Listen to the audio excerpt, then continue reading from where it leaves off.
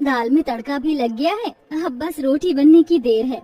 बाहर आंगन में बैठी सुरभि चूल्हे पर खाना बना ही रही होती है कि तभी अचानक वो मिट्टी का चूल्हा टूट जाता है और सारी गरम दाल सुरभि के पैरों पर गिर जाती है। आह! मेरा पैर! हे भगवान, सुरभि ये क्या हो गया? सुरभि, तुम ठीक तो हो ना?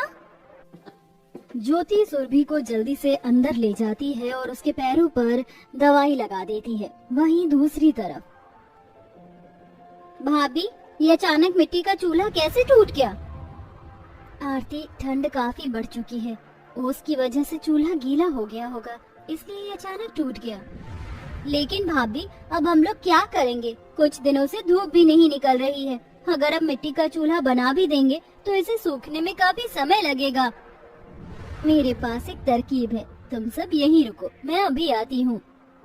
इतना कहकर ज्योति जल्दी से अपने घर के पीछे जाती है और एक पुराना कनस्तर उठाकर ले आती है और उसे आरी से बीच में से काट देती है, जिसके बाद वो उस कनस्तर के अंदर कुछ लकड़ियों के टुकड़े डाल देती है और उसके ऊपर बर्तन रखकर खाना बनाने लगती है।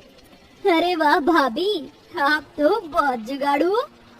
ज्योति के इस जुगाड़ से सभी बहुत खुश होते हैं, जिसके बाद ज्योति सबके लिए खाना बनाती है। पांचों बहुएं अपने पति, नंद और ससुर के साथ रहती थीं। उनके पति नदी को साफ करने का काम करते थे। दिसंबर का महीना शुरू हो चुका था और इसी के साथ शुरू हो चुकी थी कड़ाके की सर्दी।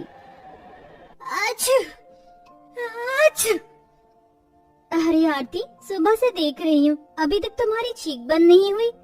क्या करूँ भाभी, सुबह सुबह ठंडे पानी से जो नहाया था, जब से शरीर ठंड के मारे कपकपा रहा है। लेकिन आरती, तुम्हें ठंडे पानी से नहाने की क्या जरूरत थी? तुम चूल्हे पर भी तो पानी गर्म कर सकती थी।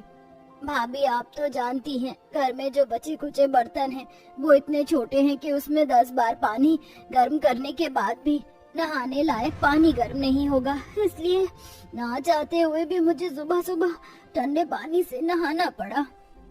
आरती की बात सुन सुरभि के दिमाग की बत्ती जलती है और वो जल्दी से जंगल की तरफ जाती है और बहुत सारी लकड़ियां लेकर आती है, जिसके बाद वो लकड़ी के 2 बड़े बड़े टुकड़ों को जमीन के अंदर गाड़ देती है और उन दोनों लकड़ी के ऊपरी सिरों पर एक और लकड़ी रख देती है और उस लकड़ी पर बीच में बाल्टी टांग कर उसके नीचे कुछ लकड़ियां जला देती है, जिससे बाल्टी में रखा पानी गर्म होने लगता है। भाभी, ये आप क्या कर रही हैं? आरती, अब तुम्हें ठंडे पानी से नहाने की कोई जरूरत नहीं है। अब इस बाल्टी में तुम पानी भरकर एक बार के नहाने के लिए आराम से पानी गर्म कर सकती हो। सुरभि, तुम्हारा जुगाड़ तो सच में बढ़िया है। बीतते दिनों के साथ ठंड का मौसम भी बढ़ने लगता है। सुबह से शाम तक ठंडे पानी से कचरा निकालने की वजह से पांचों भाइयों की तबीयत खराब होने लगी थी और अब पांचों भाई इतनी बुरी तरह से बीमार पड़ते हैं कि अब वो बिस्तर ही पकड़ लेते हैं।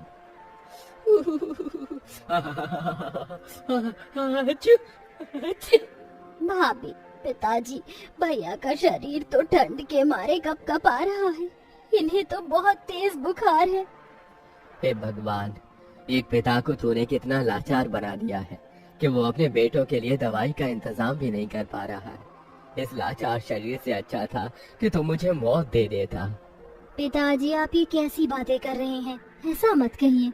अगर आपको कुछ हो गया तो हम पर से तो बड़ों का साया ही उठ जाएगा। इन सबका शरीर बहुत बुरी तरह से कांप रहा है। इन्हें जल्द से जल्द गर्माहट चाहिए होगी, वरना इन सबकी तबीयत तो और ज्यादा खराब हो जाएगी। लेकिन कैसे? ना ही हमारे पास गर्म रजाई है और ना ही गर्म कपड़े। हमारे पास तो इतने पैसे भी नहीं हैं। माला, तुम एक काम करो, घर के बाहर जो कुछ बोरे पड़े हैं उन्हें जल्दी से उठा कर लाओ। और सुरभि, तुम मुझे अपनी सिलाई मशीन दो। माला जल्दी से बोरों को उठाकर लेकर आती है। आरोही सिलाई मशीन का इस्तेमाल करके जल्दी से बोरों को काटती है और उनसे बोरी के स्वेटर बनाकर तैयार कर देती है, जिसे पहनने के बाद उन पांचों को ज्यादा ठंड नहीं लगती। ये बोरी के स्वेटर सच में बढ़िया हैं। इन्हें पहनने के बाद हमें पहले जितनी ठंड नहीं लग रही है। आरोही के जुगाड़ से सभी भाइयों को ठंड लगना तो कम हो जाती है, लेकिन उनकी तबीयत में ज्यादा सुधार नहीं आता। काम पर ना जाने की वजह से पांचों भाइयों को दिहाड़ी नहीं मिलती, जिसके चलते घर का राशन भी खत्म हो जाता है। अब सब लोग खाना खाने के लिए मोहताज हो जाते हैं। बढ़ती ठंड की वजह से पूरे परिवार पर सर्दी का कहर टूट पड़ा था। न खाने को खाना था और न ही पहनने को कोई गर्म कपड़ा। भाभी, बहुत भूख लगी है, 4 दिनों से कुछ भी नहीं खाया है। बाहर जाकर काम ढूंढने की कोशिश भी की थी, लेकिन बूढ़े शरीर को देखकर किसी ने मुझे काम पर नहीं रखा। पिताजी, हमारे होते हुए आपको काम करने की कोई जरूरत नहीं है। हम हैं ना, अब हम काम करेंगे और आप लोगों का ख्याल रखेंगे।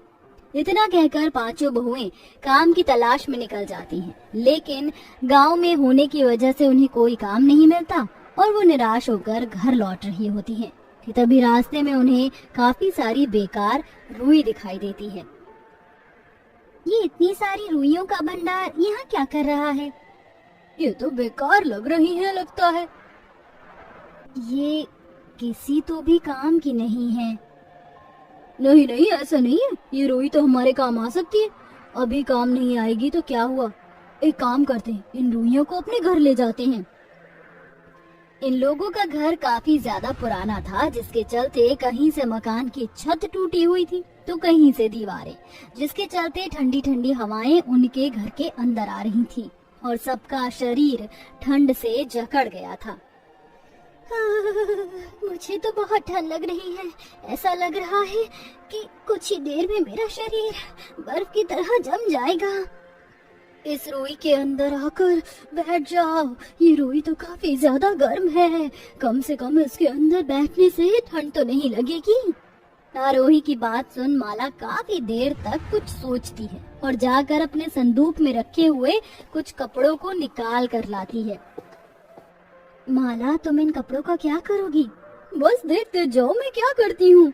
इतना कहकर माला उन कपड़ों के अंदर रुइयों को भरती है और चारों तरफ से मशीन की मदद से उन्हें सिल देती है और कुछ ही घंटे में उसे कपड़े और उन बेकार रुइयों की मदद से रजाई बनकर तैयार कर देती है। अरे वाह माला, तुमने तो रजाई बना दी। ये तो काफी ज्यादा गर्म है और इसके अंदर तो बिल्कुल भी ठंड नहीं लग रही है। भाभी, आप एक काम क्यों नहीं करती? आप ऐसी और भी रजाई बनाइए और सस्ते दामों पर बेचिए, लोग जरूर आपसे रजाई खरीदेंगे। आरती की बात सुनकर माला अब उन बेकार रुई और कपड़े की मदद से बहुत सारी रजाइयां बनाती है और पांचों बहू मिलकर उन्हें बाजार में बेचती हैं। रजाई ले लो, सबसे सस्ती रजाई ले लो, सिर्फ 500 रुपए में रजाई ले लो। अरे रजाई भाई साहब, कितनी ज्यादा गर्म है, सिर्फ 500 रुपए की है, ले लीजिए। अरे ये तो देखने में भी अच्छी नहीं लग रही है और तुम इसे 500 रुपए में दे रही हो, इससे तो कोई भी नहीं खरीदेगा। उस कस्टमर की बात सुनकर पांचों बहुओं का दिल उदास हो जाता है। कोई भी उनसे रजाई नहीं खरीदता और अगर कोई रजाई खरीदता तो घाटे के सिवा और कुछ नहीं होता। मैंने कह दिया सो कह दिया, मैं 200 रुपए में ही लूंगी, अगर देनी हो तो दो, वरना मैं तो चली। बहन, 200 रुपए तो बहुत कम है, एक काम करिए ना आपकी ना मेरी, 400 रुपए में रजाई ले लीजिए। ना चाहते हुए भी उन पांचों बहुओं को उस कस्टमर को 200 रुपए में रजाई देनी पड़ती है, जिससे उन्हें काफी नुकसान होता है और अब वो रजाई बेचना बंद कर देती हैं। ये रजाई तो हमारे किसी भी काम की नहीं आई, मुझे तो लग रहा है ये जुगाड़ हमारा फेल हो गया। नहीं, हमारा जुगाड़ फेल नहीं हो सकता। देखो, हमारी छत से ठंडी ठंडी हवाएं आ रही हैं। क्यों ना हम इन रजाइयों को अपनी छत के ऊपर डाल दें, जिससे ठंडी हवाएं हमारे घर के अंदर नहीं आएंगी और इससे हमारे घर के अंदर गर्माहट भी बनी रहेगी। ज्योति की बात सबको अटपटी तो लगती है, लेकिन छत पर रजाई डालने की वजह से अब घर के अंदर काफी गर्माहट थी और ठंडी हवाएं भी आना बंद हो गई थी। समय गुजरता है और अब धीरे धीरे गांव के लोगों की नजर घर पर पड़ती है। अरे जरा इन केशव की बहू का मकान तो देखो, पूरा का पूरा मकान रजाई से ढका हुआ है। इनका मकान तो अंदर से काफी गर्म होगा। सही कहा, हमारे पास तो इतने पैसे नहीं हैं कि हम अपने घर में हीटर ला सके। मेरी छत तो कब से टूटी हुई है, सारी ठंडी ठंडी हवाएं छत के अंदर आ जाती हैं। मैं तो सोच रही हूँ कि मैं भी इन लोगों से अपनी छत रजाई की बनवा लूँ ताकि मेरा घर भी गर्म रहे। घर में कोई है क्या? अरे काकी, अब बोलिए क्या हुआ? अरे बेटिया, तेरा ये रजाई का घर तो हमें काफी पसंद आया। तुम पांचों ने मिलकर तो काफी अच्छा जुगाड़ किया है। अगर तुम हमारी छत को भी रजाई से ऐसा ही बना दोगी तो हम तुम्हें इसके पैसे देंगे। अरे क्यों नहीं काकी। माला और बाकी की बहुएं गांव के कई गरीब लोगों की रजाई की मदद से ठंडी हवा को घर में आने से रोकते हैं और उनके घर को काफी गर्म बना देते हैं, जिसके चलते उनकी कुछ बिक्री भी हो जाती है और 2 पैसे उनके घर में भी आ जाते हैं। धीरे धीरे अब सारे गांव के लोग अपनी छत को रजाई से बनवा देते हैं। समय गुजरने के साथ साथ अब उनके पतियों की तबीयत भी ठीक हो जाती है। वो दोबारा काम पर जाने लगते हैं। वहीं अब 5 बहुएं अच्छे माल से रजाई बनाती हैं और सस्ते दामों पर गरीबों को बेचती हैं, जिससे अब उनकी कंडीशन ठीक होने लगती है।